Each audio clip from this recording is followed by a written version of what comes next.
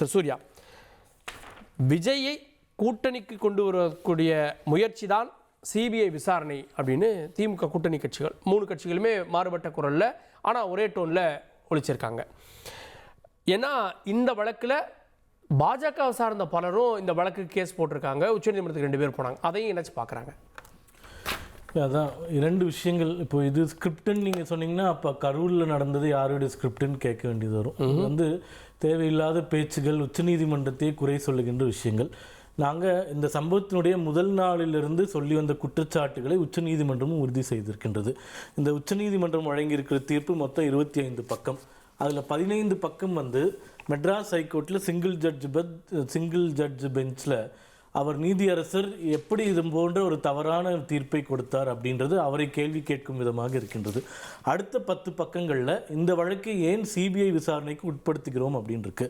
அதில் அவர்கள் சொல்லியிருக்கக்கூடிய முக்கியமான விஷயம் 18ஆம் பக்கத்தில் இருப்பது என்னவென்றால், விசாரணை நடந்து கொண்டு இருக்கும் போதே காவல்துறை அதிகாரிகள், அரசாங்க அதிகாரிகள், எம்எல்ஏக்கள் போன்றவர்கள் பொது வெளியில் ஊடகத்தின் முன்பு வந்து உட்கார்ந்து மாநில அரசாங்கம் மீது, மாவட்ட நிர்வாகத்தின் மீது, காவல்துறையினர் மீது எந்த தவறுமே இல்லை அப்படின்ற துணியில பிரஸ் மீட்டிங் கொடுக்கும்போது இது எப்படி ஒரு நியாயமாக விசாரணையாக இருக்கும் அப்படின்னு உச்சநீதிமன்றம் கேட்கிறது. ஒரு சின்ன குழந்தைகிட்ட, ஒரு சட்டம் தெரியாத, ஒரு எந்தவித அட்வான்ஸ்டு நாலேஜ் இல்லாத ஒரு குழந்தைகிட்ட போய் இந்த விஷயத்தை சொல்லி இங்க நீதிக்கு உட்படுத்தப்பட்டிருப்பது மாவட்ட நிர்வாகமும் மாநில காவல்துறையும். அவர்களுக்கு எதிரான ஒரு வழக்குல அவர்களே நியாயத்தை சொல்லுகிறார்கள்.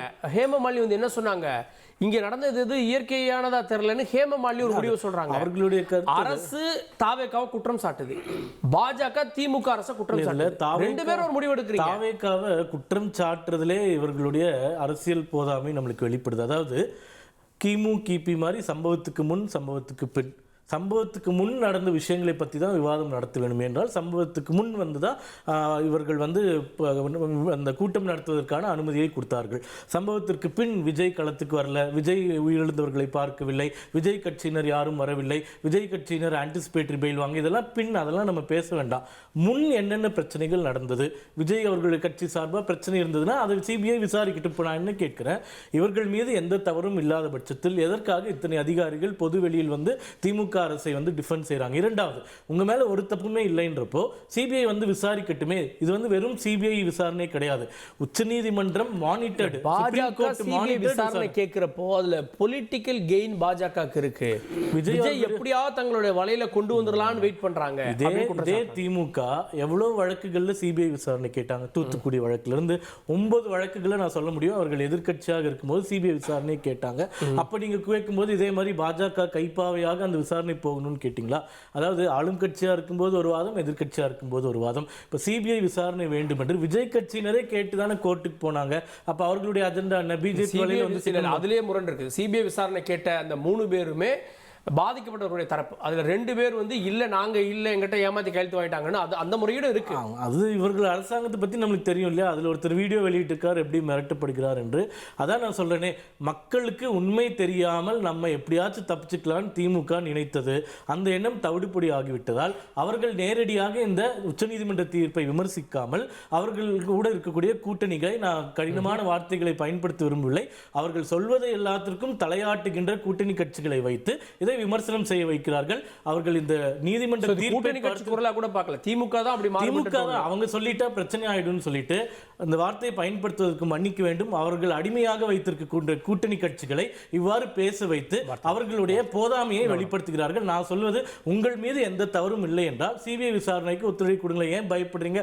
நீங்க பயப்படுவதிலே உங்கள் மீது ஏதோ தவறு இருக்கின்றது, எதையோ நீங்கள் மறைக்க பார்க்கிறீர்கள் என்பது புரியுது. இறுதியாக ஒரே ஒரு கருத்து, பல உண்மைகள் இந்த வழக்கில் இன்னைக்கு வரைக்கும் வெளியே வரல நாங்க சொல்லிட்டு இருக்கோம். உதாரணமாக, இந்த சம்பவம் நடந்து முடிந்த உடனே கரூரில் இருக்கக்கூடிய தனியார் மருத்துவமனைகள்ல எத்தனை மருத்துவமனைகள்ல எத்தனை பேர் அனுமதிக்கப்பட்டார்கள், அவர்கள் எப்போது வந்து டிஸ்சார்ஜ் செய்யப்பட்டார்கள், அதில் ஏதேனும் உயிர் பலி இருக்கின்றதா, இந்த எந்த தகவலுமே பொது வெளிக்கு இல்லை. இப்போ இது முழுக்க மாநில அரசாங்கம் கட்டுப்படுத்தக்கூடிய ஒரு விசாரணையாக இருக்கின்றது.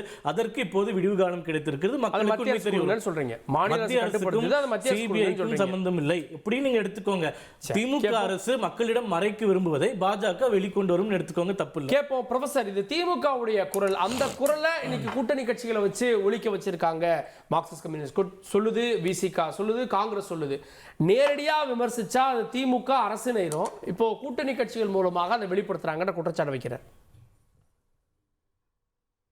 இல்ல, அவர் பாஜக காரரு திமுக கூட்டணி கட்சிகள் எல்லாம் அடிமைகள் போல வச்சிருக்காங்க அப்படின்னு தவறான வார்த்தையை பயன்படுத்தவில்லை என சொல்லிக்கிட்டே மிக மோசமான வார்த்தையை பயன்படுத்துறாரு.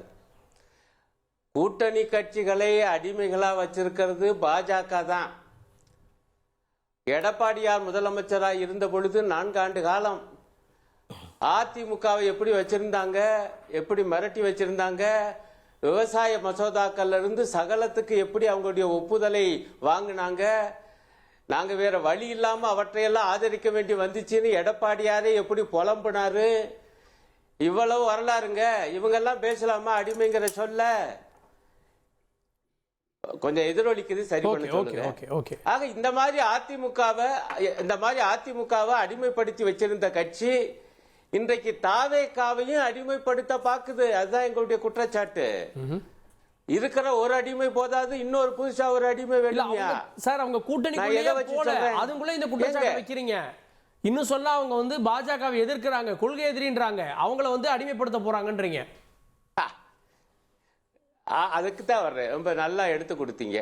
கொள்கை எதிரின்னு மட்டும் சொல்லல விஜய்.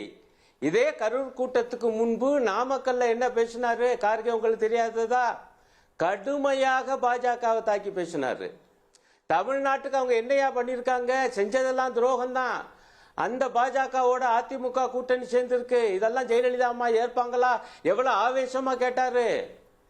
அப்படி பேசிய ஒரு கட்சி, அதுக்கு இந்த கரூர்ல ஒரு பிரச்சனை என்னோட இவங்க ஏன் அவ்வளவு பேரும் விழுந்து அடிச்சு அவ்வளவு பேரும் வரிசையா அண்ணாமலையிலிருந்து அவ்வளவு பாஜக தலைவர்களும் ஒன்னு சொன்னது மாதிரி விஜய் மீது எந்த தப்பும் இல்லை, தப்பு பூரா மாநில அரசு தான் அறிக்கை விட்டது இவங்க தான், தினசரி பேசுறது இவங்க தான்.